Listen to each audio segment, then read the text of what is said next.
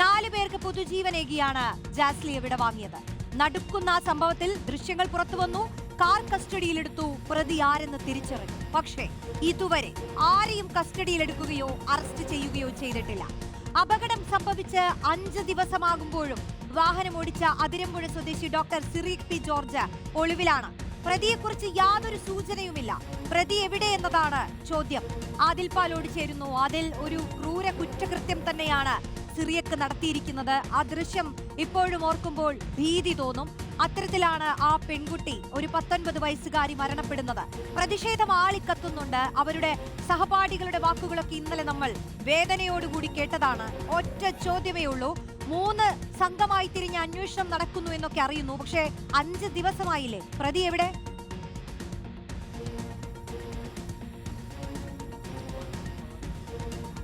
വളരെ പ്രധാനപ്പെട്ട ഒരു ചോദ്യമാണത്.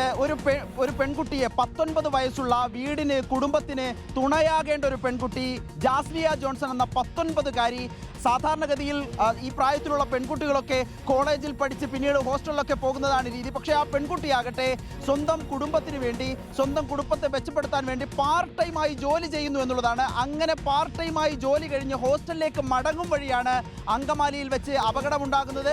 മോർണിംഗ് സ്റ്റാർ കോളേജിലെ 2ാം വർഷ ബിരുദ വിദ്യാർത്ഥിയായിരുന്നു ജാസ്ലിയ ജോൺസൺ എന്നുള്ളതാണ് റോഷ്നി. വളരെ പ്രധാനപ്പെട്ട കാര്യം, 28-ാം തീയതിയാണ് അപകടമുണ്ടാകുന്നത്. കൃത്യം പറഞ്ഞാൽ കഴിഞ്ഞ ശനിയാഴ്ചയാണ് അപകടമുണ്ടാകുന്നത്. അപകടം കഴിഞ്ഞ് 5 ദിവസം കഴിയുമ്പോഴും ഇതുവരെ പ്രതിയെ പിടികൂടാൻ കഴിഞ്ഞിട്ടില്ല എന്നുള്ളതാണ്.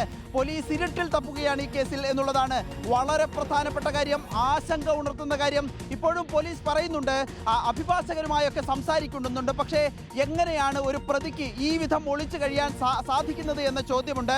അത് പലപ്പോഴും ഈ കുടുംബം തന്നെ പറയുന്നത് പണക്കൊഴുപ്പിന്റെ പേരിൽ പോലീസ് പലപ്പോഴും ഒത്തുകളിക്കുകയാണെന്ന ആരോപണം ഈ കേസുമായി ബന്ധപ്പെട്ട് ഇതിനോടകം തന്നെ വന്നിട്ടുണ്ട് എന്നുള്ളതാണ് പ്രധാനപ്പെട്ട കാര്യം. നിർധനരായ കുടുംബത്തിൽ നിന്നുള്ള ഒരു 19കാരി, ആ 19കാരി മരിച്ച ശേഷം മസ്തിഷ്ക മരണമാണ് സംഭവിക്കുന്നത്. നമുക്ക് ആ ദൃശ്യങ്ങൾ കാണുമ്പോൾ അറിയാം, വാഹനം വന്ന് ഇടിച്ച്, അതൊരു വലിയ വാഹനമാണ്, SUV 700 എന്ന മഹീന്ദ്രയുടെ വാഹനം വന്ന് ഇടിച്ചു തെറിപ്പിക്കുകയാണ്. മീറ്ററുകളോളം ജാസ്ലിയ ജോൺസൺ നിരങ്ങി നീങ്ങുകയാണ്. മസ്തിഷ്ക മരണം സംഭവിച്ച് 4 പേർക്ക് പുതുജീവൻ നൽകിക്കൊണ്ടാണ്, അവയവങ്ങൾ ദാനം ചെയ്താണ് പിന്നീട് ലോകത്തോട് വിടവാങ്ങുന്നത് ജാസ്ലിയ ജോൺസൺ. ഏറ്റവും പ്രധാനപ്പെട്ട കാര്യം, എന്തുകൊണ്ട് 5 ദിവസമായിട്ടും പ്രതിയിലേക്ക് പോലീസിന് എത്താൻ കഴിയുന്നില്ല എന്ന ചോദ്യമാണ്. വാഹനം ആലപ്പുഴ തുറവൂരിൽ നിന്ന് കണ്ടെത്തിയിട്ടുണ്ട്. പക്ഷേ ആ വാഹനം കണ്ടെത്തുന്നത് തന്നെ അഭിഭാഷകരുടെയും ഈ പ്രതികൾ നൽകിയ വിവരമനുസരിച്ചാണ് എന്ന ഒരു പ്രധാനപ്പെട്ട വിവരം കൂടി പുറത്തു വരുന്നുണ്ട്. പോലീസ് ഇക്കാര്യത്തിൽ ഒളിച്ചു കളിക്കുകയാണെന്ന സംശയം ബലപ്പെടുത്തുന്ന കൂടുതൽ സാഹചര്യങ്ങൾ, കൂടുതൽ തെളിവുകൾ തന്നെയാണ് ഇത് സംബന്ധിച്ച് പുറത്തു വരുന്നത്. പോലീസിന് എന്തുകൊണ്ട് പിടിക്കാനാകുന്നില്ല? മാത്രമല്ല, ഇതൊരു ഡോക്ടറാണ് ഈ വാഹനം ഓടിച്ചിരുന്നത്. ഡോക്ടർക്കൊപ്പം മറ്റൊരു സഹപാഠി കൂടി ഉണ്ടായിരുന്നു, ഒരു സുഹൃത്തു കൂടി ഉണ്ടായിരുന്നു. ഡോക്ടർ സിറിയക് ജോർജ് എന്നാണ് ഈ പ്രതിയുടെ പേര്. ഹൗസ് സർജൻസി ഇപ്പോൾ പഠിച്ചുകൊണ്ടിരിക്കുന്ന ഹൗസ് സർജൻ വിഭാഗത്തിലുള്ള ഒരു ഡോക്ടറാണ് ഈ വിധത്തിൽ അപകടമുണ്ടാക്കിയത്, ആ വാഹനം ഓടിച്ചിരുന്നത്. അതിനുശേഷം ഡോക്ടറാണ്, ജീവൻ രക്ഷിക്കേണ്ട ആളാണ്. അവിടെ നിന്ന് വാഹനം നിർത്തി കുട്ടിയെ എടുത്ത് ഏതെങ്കിലും ആശുപത്രിയിലേക്ക് കൊണ്ടുപോകുന്നതിന് പകരം ഡോക്ടർ സിറിയക് ജോർജ് ചെയ്താകട്ടെ വാഹനമിടിച്ച് മുന്നോട്ട് നീങ്ങുകയായിരുന്നു. ആ സമയം പ്രതി മദ്യപിച്ചിട്ടുണ്ടോ ഇല്ലയോ എന്ന കാര്യം പോലും ഇപ്പോഴും നമുക്ക് വ്യക്തമല്ല.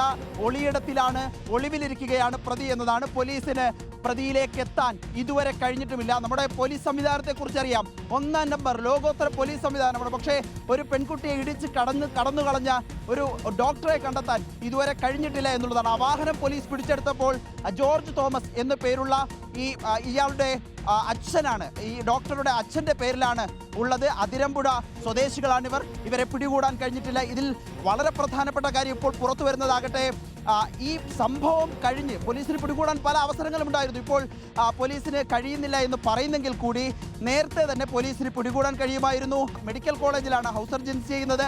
അവിടേക്ക് 2 തവണ 2 ദിവസങ്ങളിൽ പോയി അറ്റൻഡൻസ് രേഖപ്പെടുത്തിയിട്ടുണ്ട് ഈ പ്രതി എന്നതുകൂടി ഈ ഘട്ടത്തിൽ പുറത്തു വരികയാണ്. ഏതായാലും പോലീസിൻ്റെ നിഷ്ക്രിയത്വം, പോലീസിൻ്റെ ഒത്തുകളി സംശയം ബലപ്പെടുകയാണ് റോഷ്നി.